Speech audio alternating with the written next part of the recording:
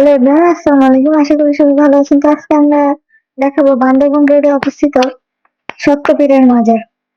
তো এই মাজারটা হলো পাহাড়ের উপরে অবস্থিত, অনেক বেশি উপরে। কারণ এখানে উপরে উঠতে হলে প্রায় 130টা সিঁড়ি অতিক্রম করতে হবে। তো দেখা যাক উপরে কি আছে। প্রথমত সিঁড়ির সংখ্যা শুনে ভয় লাগছে, তবুও আপনাদেরকে দেখানোর জন্য আমরা উপরে উঠবো।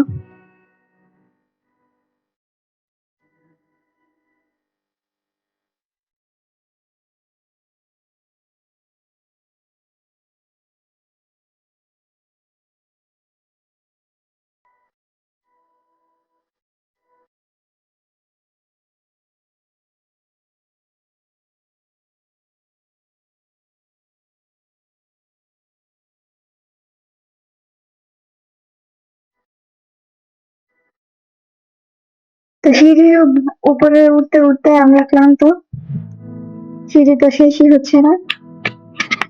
এত উপরে মাচার দেওয়ার কারণ কি আমি জানি না, আপনারা যদি কেউ জেনে থাকেন তাহলে অবশ্যই আমাকে কমেন্ট বক্সে জানাবেন। তো এত সিঁড়ি দেখানো সম্ভব না, তাই আমরা সবগুলো সিঁড়ি দেখাইনি। তো ফাইনালি উপরে চলে আসলাম, কিন্তু উপরে এসে আমি অনেকবার একটা ধাক্কা খাইছি।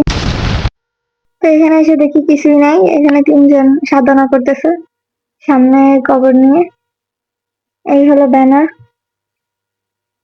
এই সাইডে কতগুলো কবর আছে, আর কিছু নাই এখানে। তো এটা আমি একদমই আশা করিনি, এত কষ্টের ফল যে এরকম হবে।